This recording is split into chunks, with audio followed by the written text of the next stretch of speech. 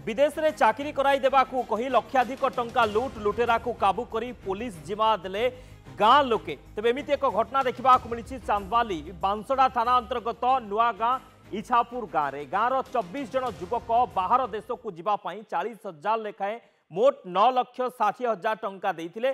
Kendrapara Rajnagar block कोइलपुर कांकोदिया गाँवर Devvrat जेना को टंका दि जाइथिला। 3 मास बीतीगला पर मध्य चाकरी न देई दिन गड़े चली देवव्रत शेष जाल भिसा और निजुक्ति पत्र दे आउ किछि टंका मागिथिला बोली अभियोग होइछि। टंका देबु कही युवक माने तांको गाँ को डाकी अटक रखी पुलिस को धराइथिले। मु रोथली पालघर रोथली सुजनपुर सुनील नायक बोली गोटे पिला थिला थिला ता सान भाई मो पाखर रोथला तो से दृष्टि से चिन्हा परिचय थिला तो जा फल कि से मु एथर गाँव को आसला बेले से मते कहला कि मते किछि पिला दिए मो कंपानी तो मु तते कमिशन देबी तो मु जेतिकी पिलांकर भी नेइछि ताको टोटल पैसा हैंड ओवर करछि कैश रे केते टका नै छ मु 3,26,000 टका नेइछि ए पिलांक ठारू मो पाखरे प्रूफ भी अछि।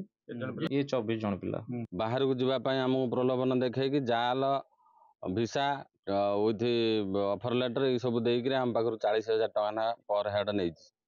जदि नेइछि से हमको आज काली कहि 4 मास ठेके देलानी पर टिकट भी दउ नाही।